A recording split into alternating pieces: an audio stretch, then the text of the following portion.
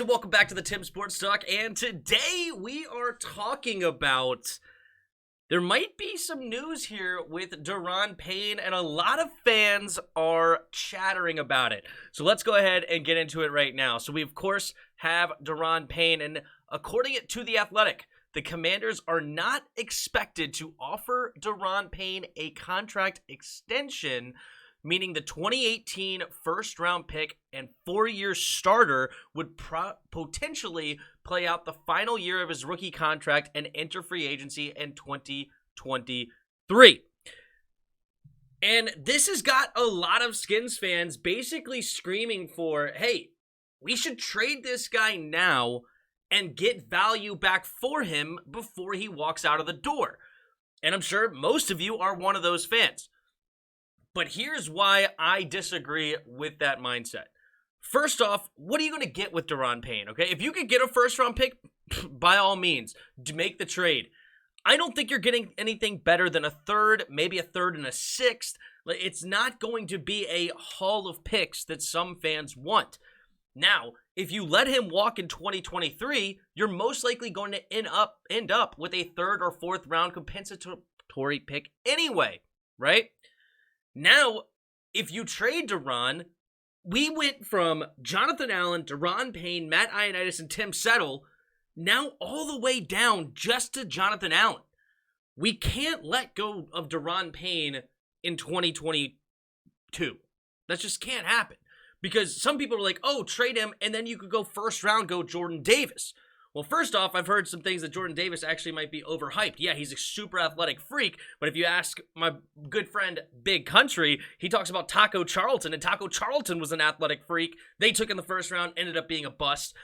So, and he was a part of a great defense, so was it all Jordan Davis? Maybe I said Jordan Payne. Anyway, you get the idea. Jordan Davis, the big defensive tackle from Georgia, freak of nature, like 6'6", 330 pounds, runs a 4.78 40-yard dash or something.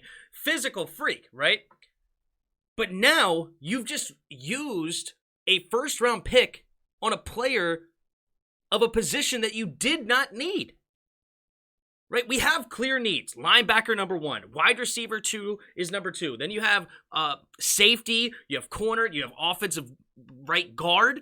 We have needs already, and now you just caused another one. Now, yes, if we could go back in time and keep Matt Ioannidis or keep Tim Settle and then move Daron, sure, but we can't go back in time. We have to live in the now. And now 2 days before the draft, we can't afford to let go of Daron Payne going into 2022 because we need it. We have a chance to win this year. Some fans don't think we have a chance. Carson Wentz is a legit starting quarterback in this league. We were 7-10 with a undrafted free agent. And we all have some feelings for Heineke, right? He had some magical moments, some magical games, diving for the end zone in the playoffs. But we all know that he is not a legit starter in this league. He was our backup. He was the backup to Ryan Fitzpatrick, okay? Carson Wentz could actually take us to the playoffs. Now, Super Bowl, that's probably a bit of a stretch depending on how we hit in this draft and how things fall. But with this schedule, we could easily win 10, 11 games. We have the worst schedule in the league. Like, if you get rid of the 2 Dallas games, right? Or if you don't get rid of the 2 Dallas games, we're tied with Dallas at bottom of the league. But if you get rid of those 2 games and we look at just games that we're playing outside of those 2, we have the easiest schedule by miles over Dallas. It's a terrible schedule. So we could win 10, 11 games easily next year. I mean, easy is a relative term, but you get the idea. We could win 10-11, make the playoffs, maybe win a playoff game, and who's going to help us? Daron Payne on the inside. If you get rid of Daron Payne, now our rush defense is going to be absolutely abysmal, right? Let's take a look here at the stats, too, because a lot of people are hating on Daron. And you can see here, in 2018, he had 56 combined tackles or combination tackles, whatever you want to say, because it's not solo, it's also ones that he's doing with his teammates. 56, 56, 54, 61. So last year he had his best year. Granted, it was with an extra game, but it was his best year to date.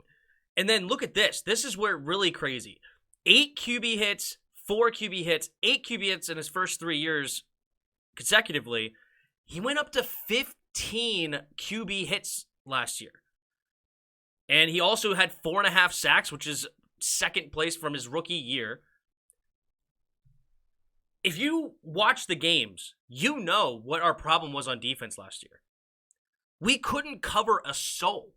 Our linebackers did not know how to play zone defense. I mean, it was just like a floodgate. John Bostic was double-teaming the flats on 3rd and 18, right?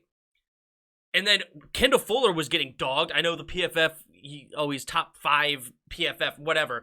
If you actually watch the games, you know that he was getting toasted. Maybe towards the end when we weren't playing as good of quarterbacks, he got better. But against Justin Herbert, against Pat Mahomes, Tom Brady, list could go on, he was getting worked by those quarterbacks and receivers quickly. Within 2.5 seconds, the ball was out.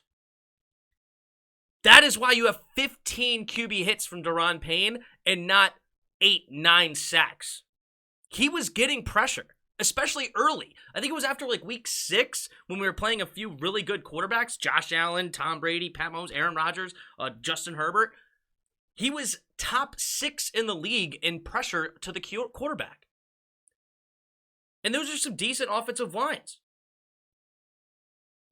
Daron Payne is a good player. Is he great? No. Is he Aaron Donald? No.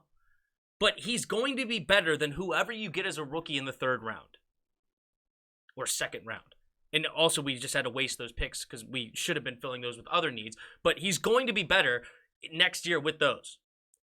If you keep him one more year, then you go ahead and address it in the draft when you have to.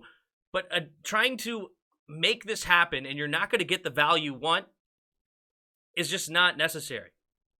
And I just completely disagree. But you guys let me know what you guys think about this whole thing in the comments below. Hit the like button, hit the subscribe button. Also in the description below, there's a Discord link. Hop on our Discord and come talk some football. And last but not least, there are donation links in the description below. If you feel so kind, you could donate to the channel. We'll be live here for the draft at 7. Probably go live somewhere around 7:30 on Thursday, so be here. We'll do some mock drafts right beforehand. We'll have some fun. Of course, we've got skins in the game tomorrow night, that being Wednesday night, so hop on in there as well.